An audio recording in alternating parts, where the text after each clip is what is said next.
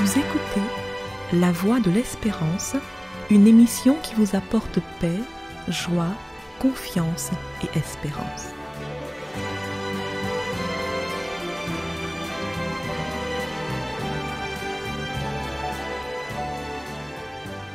Bonjour la Guyane et bonjour à tous depuis la Guyane. Un bilan qui ramène à Dieu. L'année scolaire 2024 à 2025 est maintenant derrière nous. Nous voilà donc à l'heure des bilans. À ce stade, il y a un phénomène qui retient particulièrement notre attention. C'est la montée de la violence dans et autour des établissements scolaires et le fait que les auteurs soient de plus en plus jeunes. En illustration de ce propos, nous relevons deux situations rapportées dans les médias durant la dernière semaine du mois de juin. Ces situations concernent des élèves âgés de moins de 10 ans. Premier fait, un élève de 8 ans, scolarisé en CE2 à Vendôme en Loir-et-Cher, donc c'est dans l'Hexagone, a été découvert en possession de 3 couteaux dissimulés dans son casier.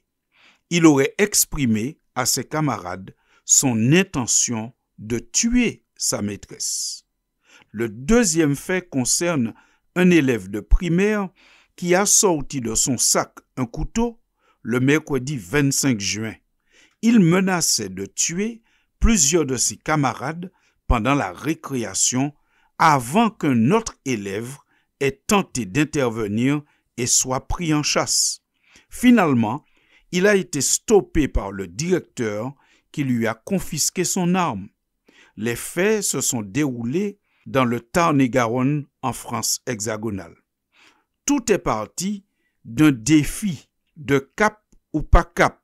C'est une manière de parler des enfants pour se défier, es-tu capable ou pas capable de faire quelque chose? Ceci est expliqué par une mère de famille interrogée par des journalistes aux abords de l'école. L'enfant aurait sorti un couteau de son cartable et aurait menacé plusieurs de ses camarades. Il s'est mis, dit la maman, à poursuivre ma fille avec un couteau. Fort heureusement, un autre enfant serait intervenu pour éviter le pire. La maman dit encore, cet enfant qui a sauvé ma fille est un petit héros. Oui, chers auditeurs, nous avons bien entendu des élèves de l'école primaire moins de 10 ans qui sont déjà en possession de couteaux à l'école et qui menacent de faire du tort à leurs camarades ou à leur maîtresse. C'est un sujet sérieux, la violence des jeunes. Dans un article publié par l'Organisation mondiale de la santé le 31 octobre 2024, nous lisons que dans le monde, on estime que 193 000 homicides par an concernent les jeunes âgés de 15 à 29 ans, ce qui en fait l'une des principales causes de décès chez les personnes de cette tranche d'âge. Les principales causes de cette violence, selon cet article, toujours, c'est la consommation précoce d'alcool, de drogue ou de tabac, la participation des enfants de plus en plus jeunes à des actes criminels, l'exposition à la violence intrafamiliale, le manque de surveillance et d'encadrement des enfants par les parents, la pratique éducative dure dans certaines familles ou trop laxiste ou incohérente de la part des parents, le faible niveau d'attachement entre les parents et les enfants, la faible participation des parents aux activités des enfants et la qualité de la gouvernance d'un pays, les lois et leur degré d'application, ainsi que les politiques d'éducation et de protection sociale. Si vous avez bien écouté cette liste de causes donnée par l'OMS concernant la violence des jeunes, le mot qui revient le plus souvent, c'est le mot parent. Il y a, d'après l'OMS, un rapport étroit entre l'ambiance, l'organisation familiale et la violence des enfants. C'est pourquoi nous avons dit en introduction, lorsqu'on fait le bilan de l'année scolaire écoulée, c'est un bilan qui ramène à Dieu. Parce qu'en réalité, Dieu a créé la famille. Il a donné un plan.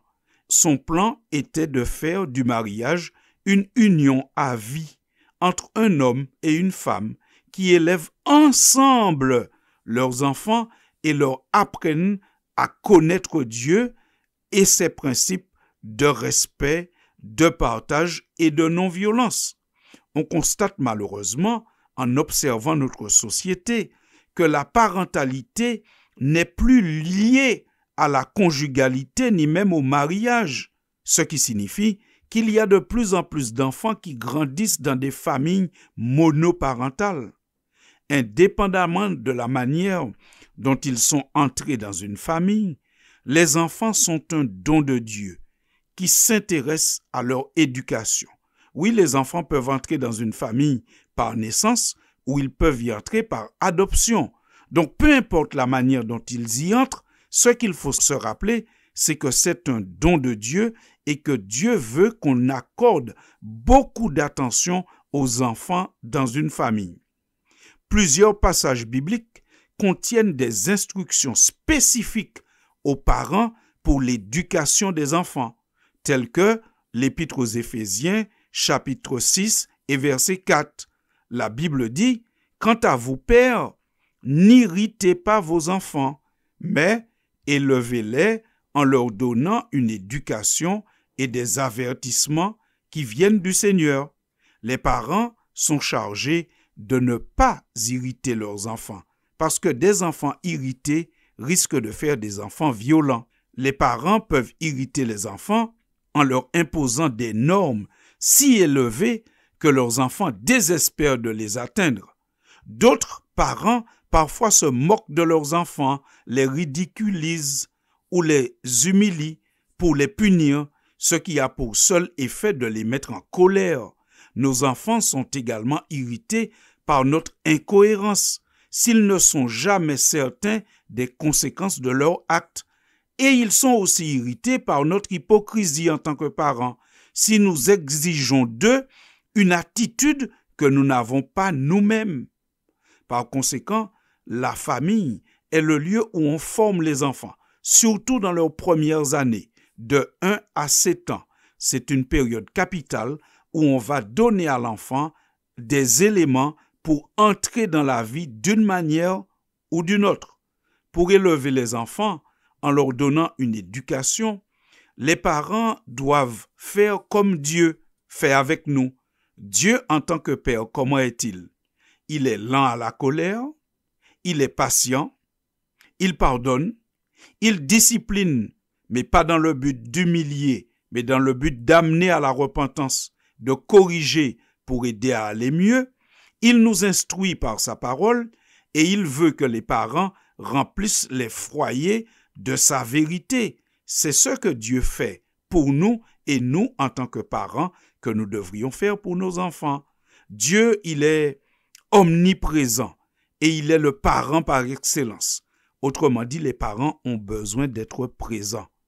Nous appelons donc à ce que nous puissions faire un bilan qui nous ramène à Dieu, qui nous ramène au plan de Dieu. Le plan de Dieu, c'était, je le rappelle, qu'un homme et une femme créent une famille, une union à vie, une union pacifique dans laquelle les enfants grandissent et apprennent les bonnes manières. Que Dieu entende cette prière et que chacun de nous, nous puissions, si nous sommes parents, adopter ces pratiques. Et si nous ne le sommes pas encore, attendons d'être prêts, attendons de réunir les conditions avant de devenir parents. Chers auditeurs de la Voix de l'Espérance, nous prions et nous souhaitons vraiment que l'année scolaire prochaine, 2025-2026, soit bien plus calme que l'année scolaire 2024-2025. Cela dépend de chacun de nous. Que Dieu nous aide à prendre part au bon fonctionnement de la société. Sur ce, je vous remercie pour votre écoute et je vous dis À très bientôt pour une prochaine chronique. C'était La Voix de l'Espérance, une émission préparée par l'Église adventiste du 7e jour. Si vous désirez avoir une copie de la causerie d'aujourd'hui, demandez-la. Elle vous sera donnée gracieusement. Écrivez à La Voix de l'Espérance, boîte postale 169 97 324, Cayenne, CEDEX, ou téléphonez au 0594 25 64 26. Merci chers auditeurs et à bientôt.